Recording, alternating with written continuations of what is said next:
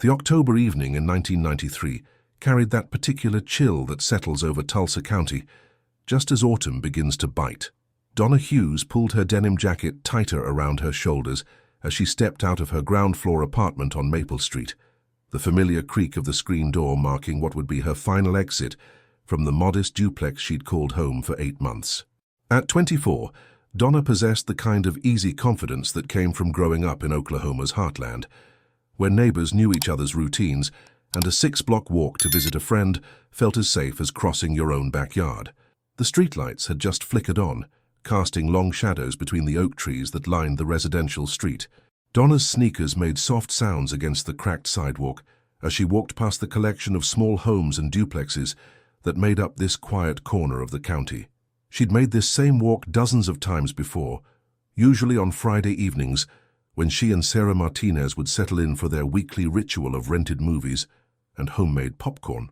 Tonight felt no different from any other, except for the slight urgency in her step. Sarah had called earlier, her voice carrying that particular excitement that meant she had news to share. Donna passed the Kowalski house with its perpetually barking terrier, then the vacant lot where kids had worn a path through the tall grass, playing shortcuts to the corner store. Her purse, a small brown leather bag her mother had given her for her 23rd birthday, bounced lightly against her hip as she walked. Inside were the usual items that filled a young woman's life: her driver's license, $23 in crumpled bills, a tube of cherry lip balm, her apartment key attached to a small stuffed elephant keychain, and a folded piece of paper with Sarah's new phone number written in her own careful handwriting. The last person to see Donna Hughes alive was 71-year-old Frank Sullivan, who had spent the better part of 4 decades watching the neighborhood change from his front porch. Frank was settling into his evening routine, newspaper folded beside his chair, when he spotted Donna's familiar figure passing under the streetlight at the corner of Maple and Oak. Something made him lift his hand in greeting. Perhaps it was the purposeful way she moved, or simply the ingrained politeness of a man who'd grown up when neighbors acknowledged each other. Donna saw him and returned the wave, her smile visible even in the amber glow of the streetlight. Frank would later tell investigators that she looked happy, unhurried, completely at ease as she disappeared around the corner toward Elm Street. What Frank couldn't have known as he watched her recede into the darkness was that this moment, frozen at exactly 7:42 p.m., according to the kitchen clock he'd glanced at just moments before, would haunt him for the rest of his life. The wave, the smile, the complete normalcy of a young woman simply walking to see a friend, all of it would be dissected and analyzed, remembered and re-remembered, until Frank began to question every detail of those final seconds. If you've ever wondered how quickly an ordinary evening can transform into something that changes an entire community forever, the answers often lie in these mundane moments that seem insignificant until they become everything.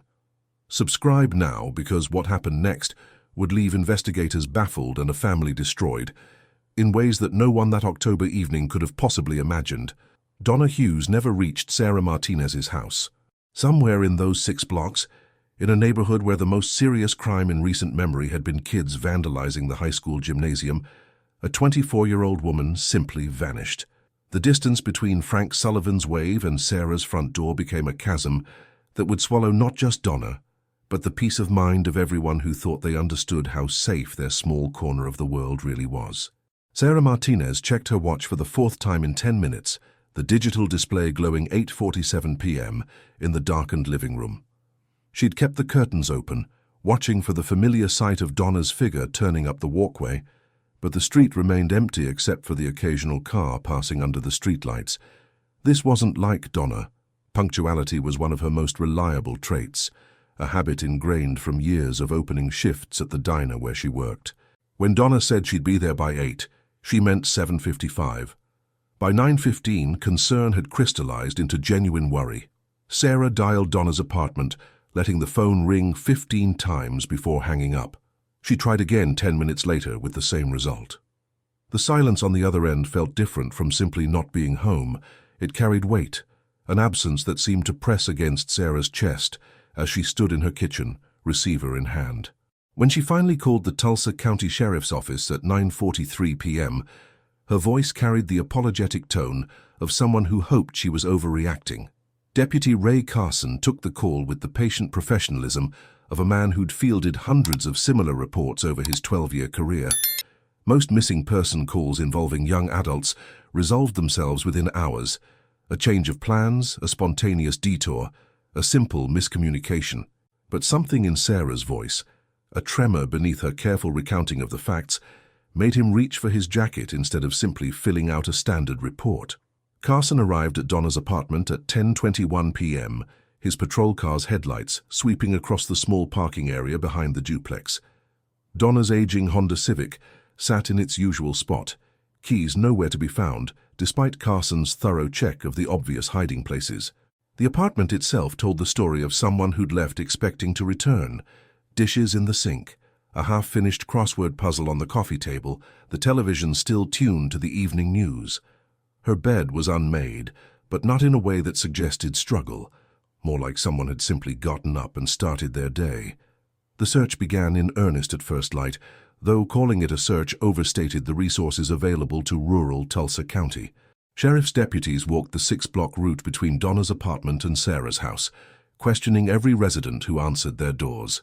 Frank Sullivan's account of waving to Donna became the last confirmed sighting, a timestamp that investigators would return to repeatedly in the days that followed. The elderly man sat on his front porch, pointing toward the corner where he'd last seen her, his weathered hands trembling slightly as he described the complete normalcy of the moment. What shattered that normalcy came on the second day of searching. Deputy Maria Gonzalez was walking a grid pattern through the drainage areas that bordered the residential neighborhood when she spotted something brown against the gray concrete of a culvert 2 miles from Donna's last known location. Donna's purse lay partially submerged in the shallow water that collected at the bottom of the ditch, its contents scattered in a way that immediately caught Gonzalez's attention. The scene made no sense to investigators. Donna's wallet remained intact, the $23 still folded inside alongside her driver's license and credit cards. Her lip balm had rolled several feet away, coming to rest against a cluster of dead leaves. The small stuffed elephant keychain that held her apartment key lay tangled in the tall grass at the culvert's edge, as if it had been thrown rather than dropped. But there were no signs of struggle at the location, no torn fabric or disturbed earth that might indicate violence. Detective Mike O'Brien crouched beside the drainage ditch as the county's lone crime scene photographer documented every angle of the discovery. 26 years of police work had taught him to read scenes like this, to understand the stories that physical evidence told about moments of crisis or violence. But Donna's scattered belongings told a story that made no sense, too random to be accidental, too careful to be the result of a struggle, too far from her intended route to be explained by any scenario that investigators could construct. The purse would be processed for fingerprints, though the water damage had likely destroyed most usable evidence.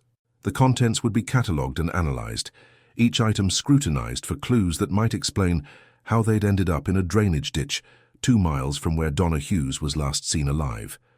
But even as the investigation expanded, seasoned investigators already recognized the hallmarks of a case that would challenge every assumption they held about how people disappeared and why. Detective Mike O'Brien had worked enough missing person cases to recognize the pattern that was emerging around Donna Hughes's disappearance. The initial burst of activity, the methodical canvassing of witnesses, the careful examination of her personal life, all of it was yielding the kind of frustrating normalcy that made cases go cold. Donna Hughes, it seemed, had lived the sort of unremarkable life that offered investigators no obvious threads to pull, no dark corners to illuminate, no enemies to interrogate. The interviews began with Sarah Martinez, who sat across from O'Brien in the cramped conference room at the sheriff's office, her hands wrapped around a cup of coffee that had long since gone cold. Sarah's account never wavered through 3 separate sessions. Donna had called around 6:30 that evening, sounding excited about something she wanted to share, probably news about the promotion she'd been hoping for at the diner. They'd made plans to watch a rented movie, something light to unwind after a long week. Nothing in Sarah's description suggested anything unusual about Donna's mood or circumstances. O'Brien methodically worked through Donna's circle of acquaintances, a surprisingly small group for a 24-year-old woman. Her co-workers at Murphy's Diner painted a picture of reliability and quiet competence. Manager Patricia Collins described Donna as the employee she'd most want to open with, someone who arrived early and never called in sick. The regular customers knew her by name, appreciated her efficiency with their orders, but none recalled any uncomfortable interactions or unwanted attention. Even the diner's delivery driver, Tommy Rodriguez, who'd briefly dated Donna the previous spring, spoke of her with nothing but respect and genuine concern for her safety. The investigation into Donna's personal relationships revealed the kind of careful distance that characterized many young adults navigating life on their own. She spoke to her mother, Donna Hughes, every Sunday evening, conversations that Linda described as warm but not particularly revealing. Donna shared news about work, complained about her landlord's reluctance to fix the apartment's temperamental heating system, mentioned books she was reading or movies she'd enjoyed, but she rarely discussed her personal life in detail, and Linda had learned not to push for information that Donna seemed reluctant to share. Financial records painted an equally unremarkable picture. Donna's bank account showed the modest but steady pattern of someone living paycheck to paycheck without significant stress. Deposits from the diner arrived with clockwork regularity, withdrawals clustered around rent payments and grocery shopping. There were no large cash withdrawals, no unusual expenditures, no evidence of financial pressure that might have motivated her to disappear voluntarily. Her apartment lease was current, her car payments up to date, her credit card carrying a balance of less than $200. As weeks turned to months, O'Brien found himself returning repeatedly to the physical evidence, hoping that fresh eyes might reveal something previously overlooked. The scattered contents of Donna's purse had been processed multiple times, yielding only smudged fingerprints, too degraded by water damage to provide useful comparisons. The location where the purse was discovered remained inexplicable, too far from Donna's route to suggest she'd been heading there willingly, too random to indicate planning or familiarity with the area. The handful of potential sightings that trickled in during the first few months all proved to be false leads. A convenience store clerk thought she'd seen Donna buying cigarettes 3 days after her disappearance, but security camera footage showed a woman 10 years older with significantly different features. A truck driver reported picking up a hitchhiker, matching Donna's description on Interstate 44, but the woman he described was traveling with a small child, something that immediately ruled out any connection to the case. By the spring of 1994, the active investigation had effectively stalled. O'Brien's caseload had expanded to include 2 armed robberies and a domestic homicide that demanded immediate attention. The Donna Hughes file moved from his active cases to the growing stack of unsolved investigations that occupied the bottom drawer of his filing cabinet. The last entry in the case log, dated April 15, 1994, noted simply, "No new leads. Case suspended pending further information." It was the kind of bureaucratic language that made a young woman's disappearance sound like a temporarily misplaced document rather than a family's ongoing nightmare. Donna Hughes discovered that grief has its own geography, a landscape of anniversaries and reminders that transforms familiar territory into something foreign and painful. October evenings became particularly difficult, each one carrying the weight of that night in 1993 when her daughter had simply vanished from a 6-block walk that should have taken 12 minutes. Linda found herself driving those same streets repeatedly during the months after Donna's disappearance, as if her maternal instinct might detect something that trained investigators had missed. The first year was characterized by a desperate belief that answers were imminent. Linda called Detective O'Brien weekly, then monthly, always maintaining the careful politeness of someone who understood that persistence could easily be mistaken for pestering. She organized search parties that combed through wooded areas and abandoned buildings throughout Tulsa County, coordinating with local volunteer groups and churches, whose members showed up with thermoses of coffee and determination that gradually faded as searches yielded nothing but empty lots and discarded trash. When the first anniversary of Donna's disappearance arrived, Linda organized a vigil in the parking lot of Murphy's Diner, where Donna had worked and where many people in the community had known her. 17 people showed up, holding candles against the October wind and sharing memories of a young woman whose absence had become a permanent presence in their lives. Patricia Collins, the diner manager, spoke about Donna's reliability and kindness, her voice breaking as she described how the staff still sometimes set out an extra coffee cup during the morning rush, a habit they developed unconsciously and couldn't seem to break. As years passed, Linda developed what she privately called her Donna ritual. Every Sunday she visited the sheriff's office, not to demand updates, but simply to remind whoever was on duty that Donna Hughes remained missing, that her case deserved continued attention. She learned the names of new deputies, the schedules of different shifts, the bureaucratic pathways that kept cases from being forgotten entirely. Linda became a familiar presence in the hallways, treated with the respectful sympathy reserved for those carrying impossible burdens with remarkable dignity. The scrapbook began as a way to organize newspaper clippings, but it evolved into something approaching obsession. Linda collected every mention of Donna's case, no matter how brief, pasting articles into a series of notebooks that eventually filled an entire bedroom closet. She included police reports when she could obtain them, photographs from search efforts, even handwritten notes from people who called with potential sightings. The scrapbooks became a kind of alternate investigation, Linda's attempt to maintain the momentum that official channels had gradually lost. Technology changed around Linda's vigil. The sheriff's office computerized their records, installed new phone systems, hired younger investigators who knew Donna's case only as a file number in a database. Linda adapted to each change, learning to navigate new procedures and establish relationships with personnel who viewed her daughter's disappearance as historical rather than urgent. She became expert at translating her concerns into the language that bureaucracies understood, framing her requests for information in terms that acknowledged resource limitations while never accepting that those limitations justified abandoning the search for answers. The hardest moments came during years when nothing happened at all, when months would pass without a single development or lead. Linda learned to recognize the difference between cases that remained active and those that had simply been forgotten, understanding that Donna's investigation fell somewhere in between, not officially closed but not actively pursued either. She watched other families receive answers, saw cases resolved through new evidence or confessions, and struggled with the complex emotions that arose from witnessing other people's closure, while her own questions remained unanswered. By the 15th anniversary of Donna's disappearance, Linda's annual vigil had become a community tradition, though attendance varied depending on weather and competing obligations. The faces changed as people moved away or lost touch with the case, but a core group of friends, neighbors, and Murphy's Diner employees continued to gather each October, maintaining their commitment to remembering a young woman whose absence had shaped their understanding of how quickly safety could vanish.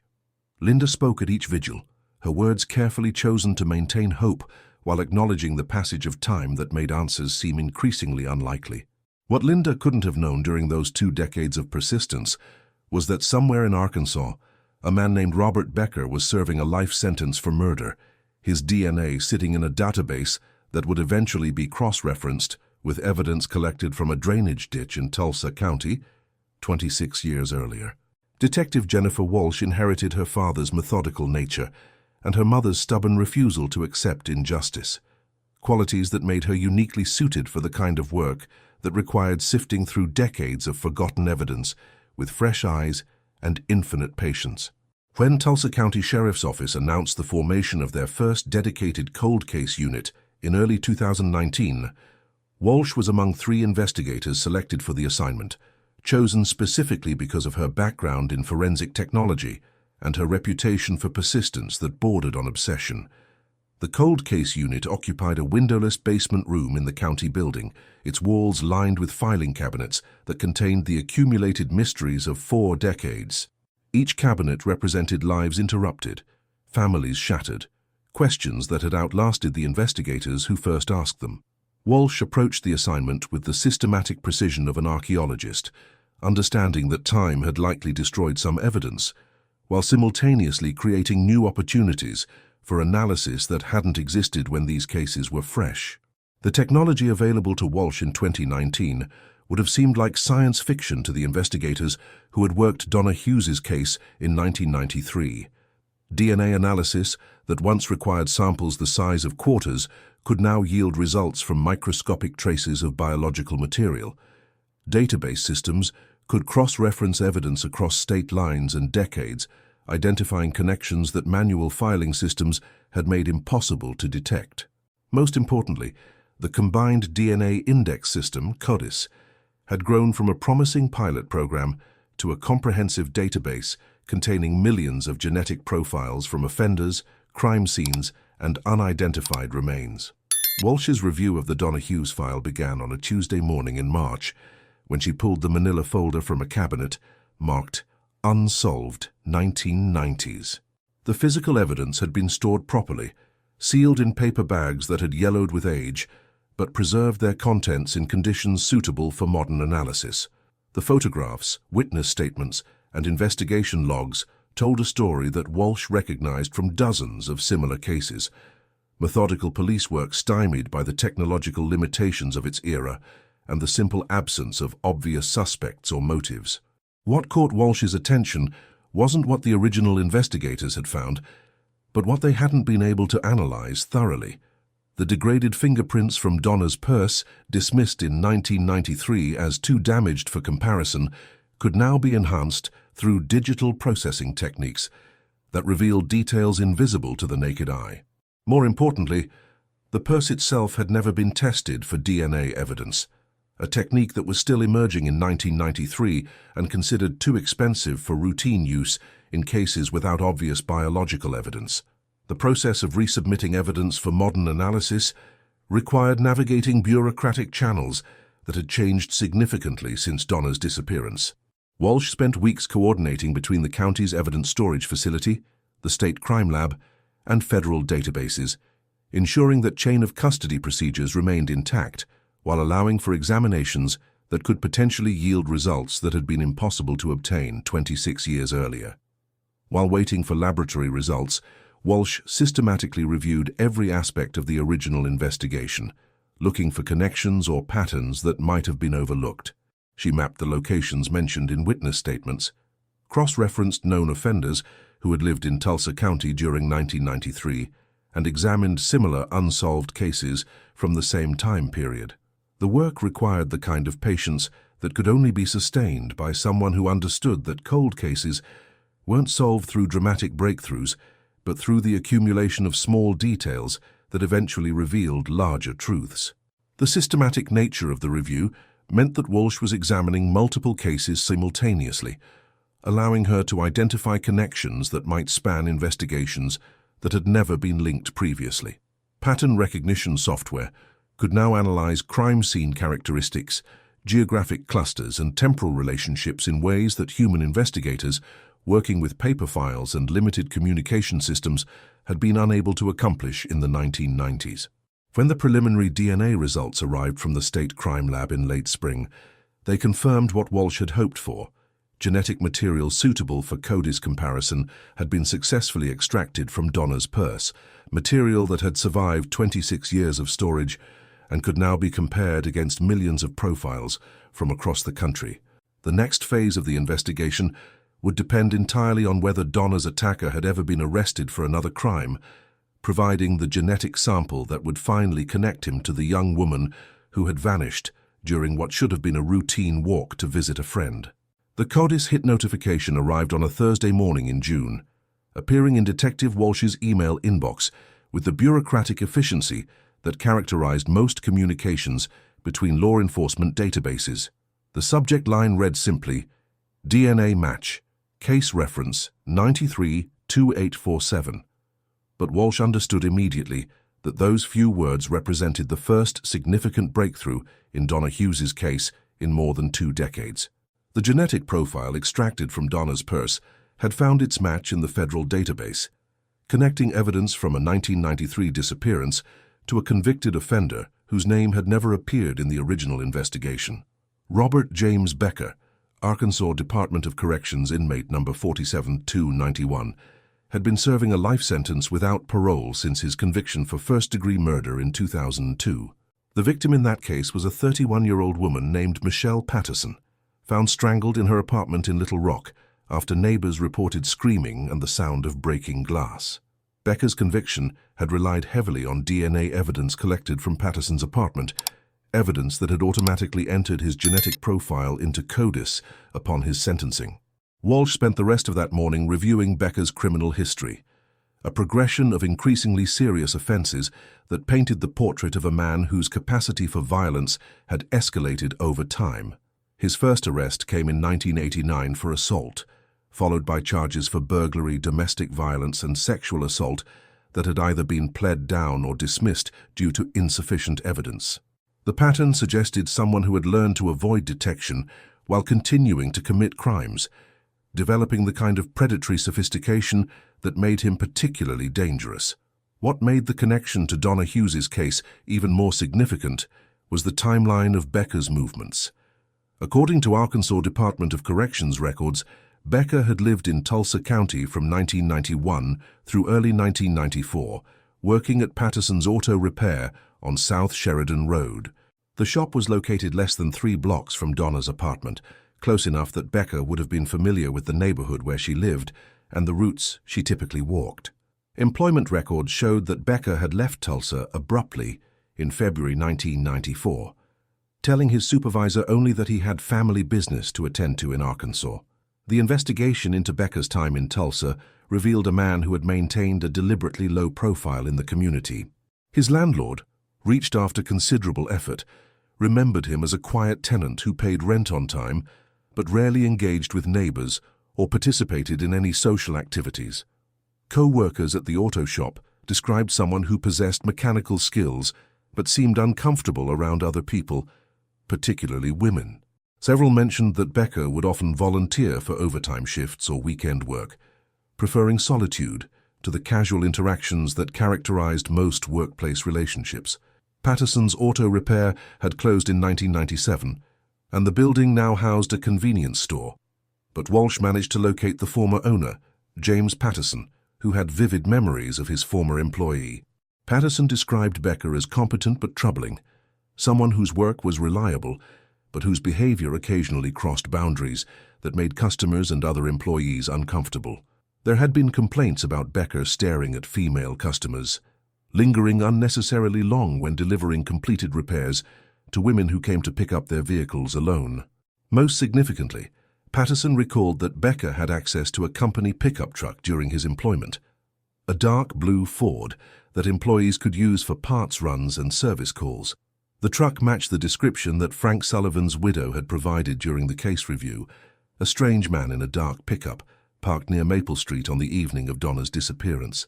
The detail had seemed insignificant at the time, one of hundreds of observations that witnesses offered, but that led nowhere in the context of the original investigation.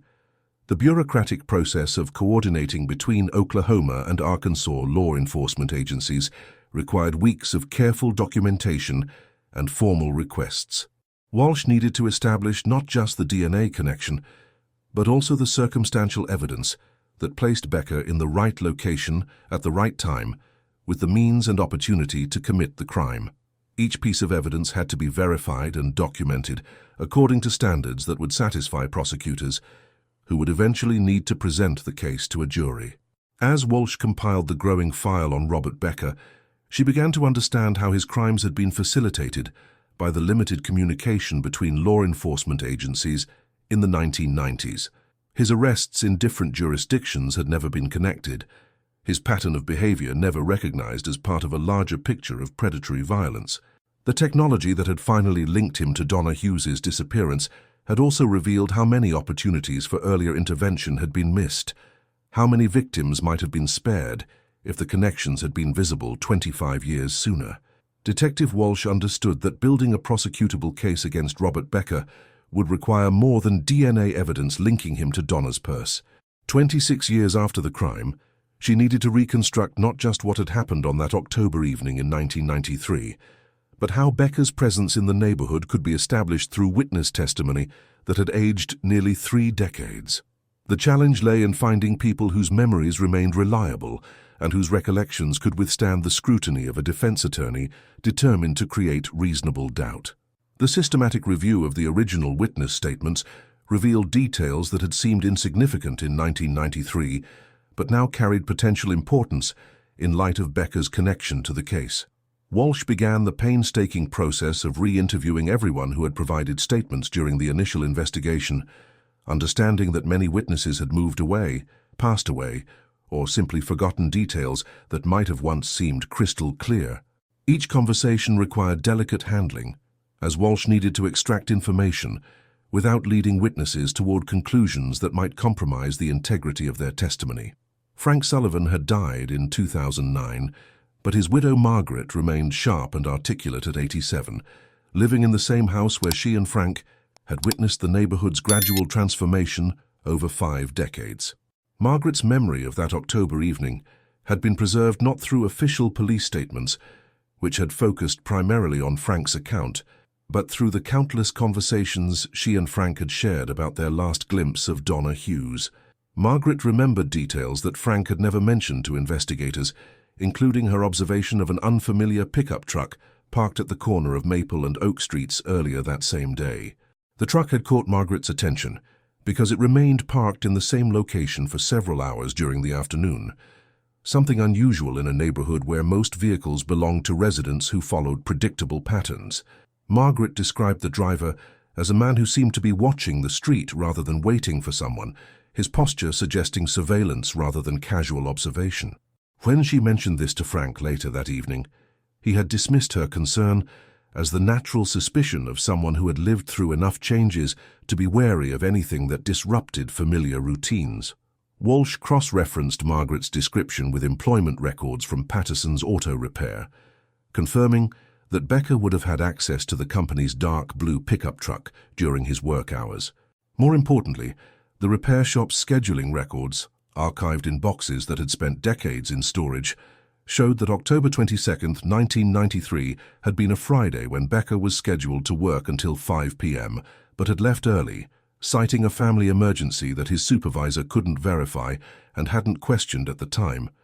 The timeline reconstruction revealed a gap of nearly 3 hours between Becker's departure from work and the time when Donna Hughes was last seen alive. Those missing hours, which had seemed irrelevant in 1993, now represented the window during which Becker could have positioned himself in the neighborhood, observed Donna's routines, and planned the attack that would end her life.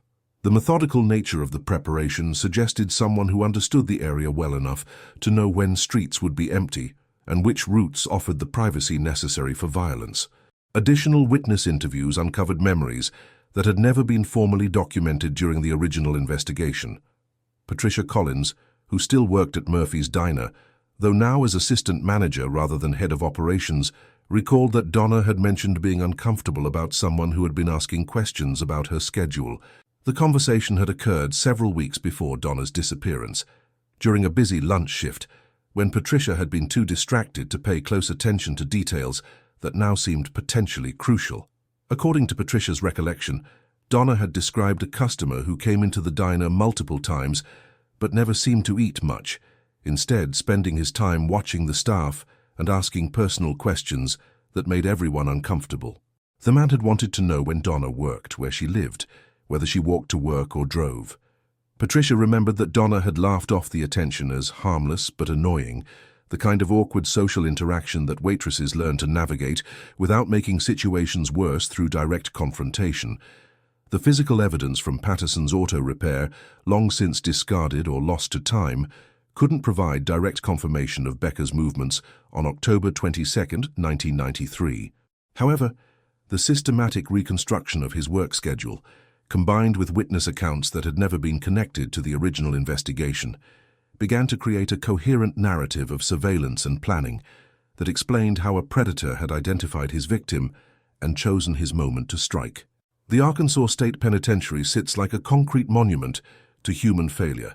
In the flat landscape outside Pine Bluff, its guard towers and razor wire creating a perimeter that seems designed as much to contain despair as to prevent escape. Detective Walsh made the 4-hour drive from Tulsa on a humid August morning, carrying with her a carefully prepared interview strategy and 26 years of questions that finally had a target. Robert Becker had agreed to the interview through his attorney, a decision that puzzled seasoned investigators who understood that guilty men rarely volunteer to discuss their crimes with police officers they've never met. The interview room was exactly what Walsh had expected from her experience with correctional facilities. Fluorescent lighting that cast everything in harsh shadows, a metal table bolted to the floor, chairs that had been designed for discomfort rather than extended conversation. Becker entered wearing the standard-issue jumpsuit that had been his uniform for nearly 2 decades, his appearance altered by years of institutional life, but still recognizable from the booking photos that had been taken after his conviction for Michelle Patterson's murder. At 57, Becker carried himself with the careful posture of someone who had learned to navigate prison hierarchies through calculated restraint rather than aggression. His hair had gone completely gray, and the institutional diet had left him thinner than in his earlier photographs, but his eyes retained the predatory alertness that several witnesses had described during his trial in Arkansas. Walsh recognized the type immediately. Intelligent enough to understand the gravity of his situation, experienced enough with the criminal justice system to know that every word he spoke would be analyzed and potentially used against him. The opening phase of the interview followed protocols that Walsh had refined through hundreds of similar conversations. She established rapport through neutral topics, acknowledged Becker's cooperation in agreeing to meet with her, and gradually introduced the circumstances that had brought her to Arkansas. Throughout these preliminary exchanges, Walsh observed Becker's micro-expressions and body language, looking for tells that might indicate when he was being truthful and when he was constructing careful deceptions. Becker's initial responses followed predictable patterns of denial and misdirection. He claimed no memory of living in Tulsa County during the 1990s, then acknowledged his employment at Patterson's Auto Repair when confronted with documentation that made continued denial impossible. He insisted that he had never known Donna Hughes, had never visited Murphy's Diner, had no recollection of the neighborhood where she lived. Each denial was delivered with the practiced sincerity of someone who had spent decades refining his ability to lie convincingly. The turning point came when Walsh presented the DNA evidence that had connected Becker to Donna's purse. The scientific certainty of genetic matching allowed no room for the kind of alternative explanations that had characterized his earlier responses. Walsh watched as Becker's carefully constructed defenses began to crumble, his posture shifting from defensive confidence to the resignation of someone who understood that decades of successful deception were finally ending. The psychological dynamics of confession involve complex negotiations between the suspect's desire to maintain control and his growing awareness that the evidence makes continued denial impossible. Walsh had studied these patterns extensively, understanding that the moment when a perpetrator decides to tell the truth often occurs not through dramatic confrontation, but through the gradual erosion of hope that lies might still provide protection. Becker's transformation followed this familiar pattern, his body language shifting from rigid denial to something approaching relief.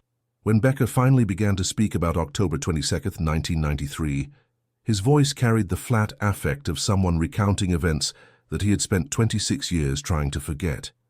The details emerged slowly, with Walsh careful not to interrupt or prompt responses that might later be challenged as coercive. Becker described his obsession with Donna Hughes, his systematic observation of her routines, his growing fantasy about controlling and possessing someone who had never acknowledged his existence. The confession revealed a crime of opportunity that had been facilitated by careful planning and intimate knowledge of the victim's habits.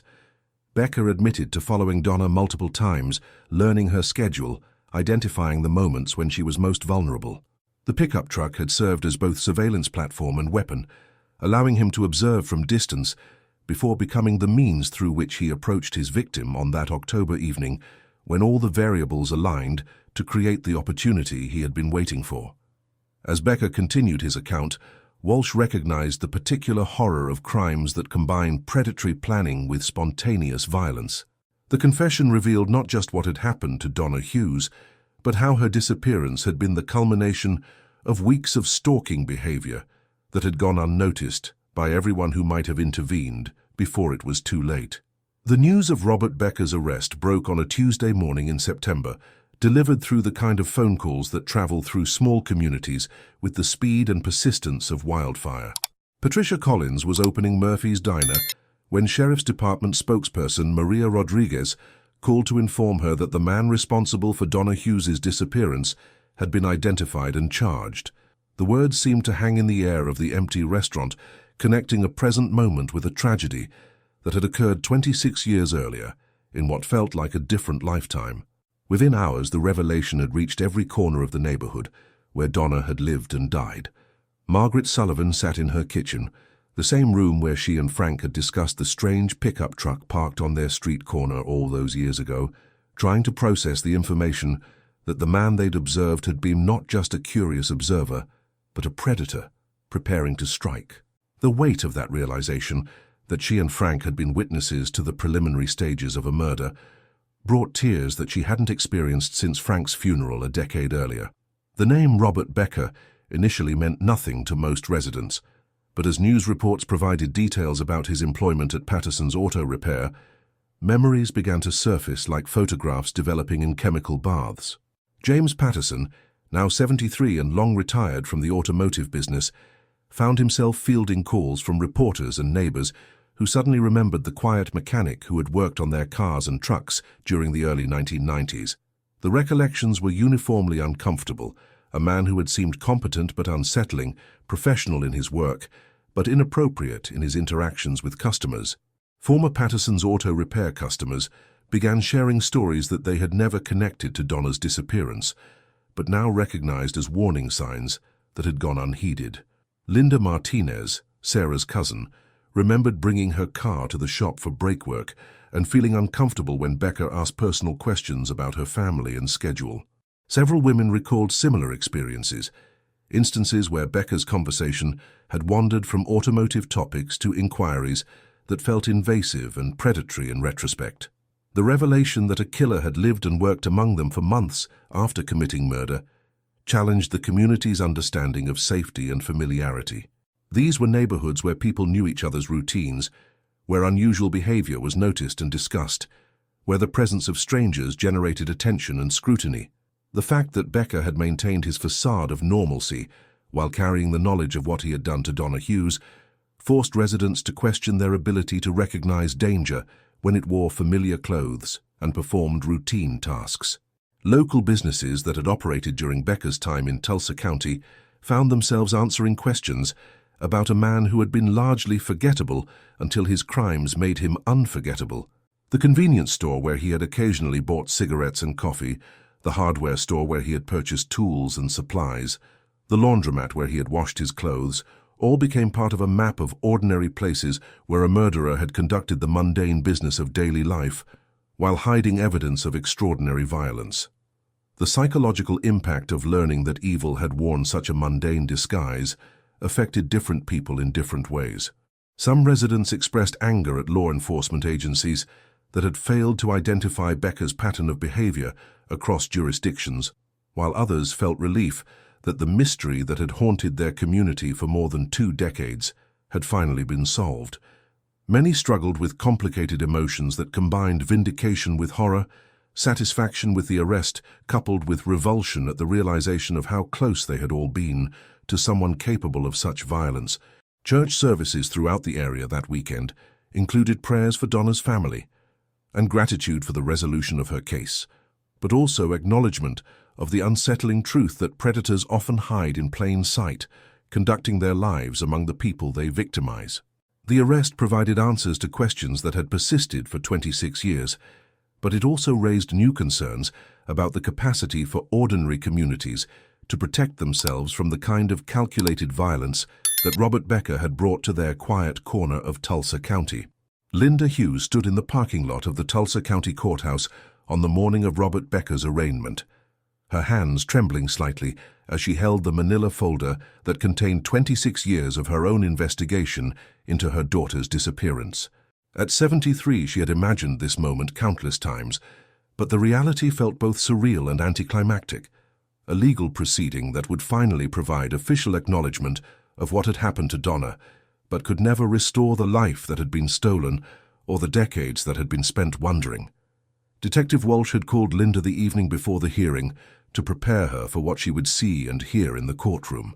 Becker's appearance would be different from the man who had lived in their community during the 1990s, aged by nearly 2 decades of incarceration and marked by the institutional life that had shaped his daily existence since his conviction for another woman's murder. Walsh had warned Linda that the procedural nature of the arraignment would provide few of the emotional moments that families often expected from their first encounter with their loved one's killer. The courtroom filled slowly as the hearing time approached. A mixture of reporters, law enforcement personnel, and community members who had followed the case through its various phases of investigation and dormancy. Linda recognized faces from the vigils she had organized over the years, people who had maintained their connection to Donna's case through decades when official attention had faded. Sarah Martinez sat in the row behind Linda, now 51, and accompanied by teenage children who had grown up hearing stories about their mother's friend who had disappeared during what should have been a simple walk to visit. When Becca was escorted into the courtroom, Linda experienced a complex rush of emotions that she had not anticipated despite years of preparation for this moment. The man responsible for her daughter's death appeared smaller and more fragile than she had imagined, his institutional jumpsuit and shackles making him seem like a broken person rather than the monster she had envisioned during sleepless nights spent imagining Donna's final moments. The disconnect between her expectations and the reality of seeing Becca in person forced Linda to confront the uncomfortable truth that evil often presents itself in unremarkable packages. The formal charges were read with the bureaucratic efficiency that characterizes legal proceedings, each count delivered in language that reduced 26 years of grief and uncertainty to precise legal terminology. First-degree murder, kidnapping, evidence tampering, words that carried tremendous legal weight but seemed inadequate to describe the devastation that Becca's crimes had inflicted on everyone who had loved Donna Hughes. Linda listened to the charges while studying Becca's profile, looking for some sign of remorse or acknowledgement that might provide emotional closure to match the legal resolution. Becca's plea of not guilty, delivered in a voice barely audible beyond the first few rows of the courtroom, represented a final insult to the family and community that had spent decades seeking answers. Despite his detailed confession to Detective Walsh, despite the DNA evidence that had linked him conclusively to Donna's murder, Becca was choosing to force Linda and everyone else affected by his crimes to endure the additional trauma of a trial that would require them to relive the worst moments of their lives in public testimony. The impact of finally seeing her daughter's killer exceeded Linda's expectations for its emotional complexity. Relief at having answers mixed with renewed grief as she faced the reality that Donna's death had been both random and avoidable, the result of one man's predatory obsession with a young woman who had done nothing to attract his attention beyond existing in the same community where he had chosen to hunt. The knowledge that Donna's murder had been preceded by weeks of stalking and planning made her death seem both more personal and more senseless than Linda had imagined during the years when she had hoped it might have been a case of mistaken identity or random violence. As court officers escorted Becca back to his holding cell, Linda remained seated in the gallery, surrounded by people who had shared her vigil through decades of uncertainty, but who could not accompany her into the final phase of this journey toward justice. The legal process would continue for months, requiring her to testify about Donna's life and their relationship, to listen to evidence about how her daughter had died, to maintain her composure while facing the man who had destroyed both Donna's future and her own peace of mind. The resolution of Donna Hughes's case had provided answers that Linda had sought for 26 years, but it had also confirmed her worst fears about the violence and suffering that had marked her daughter's final moments. Justice would eventually be served through the legal system, but the decades of wondering and hoping could never be recovered, and the young woman who had left her apartment for a simple walk to visit a friend would remain forever 24, preserved in photographs and memories that had sustained her mother's faith that someday, somehow, the truth would emerge from the silence that had surrounded her disappearance. If this story has reminded you of the importance of never giving up on the search for truth, please subscribe to stay connected to the cases that matter most. Share your thoughts about how communities can better protect each other, because every story like Donna's represents not just one family's tragedy, but a reminder that vigilance and persistence can eventually bring even the darkest secrets into the light.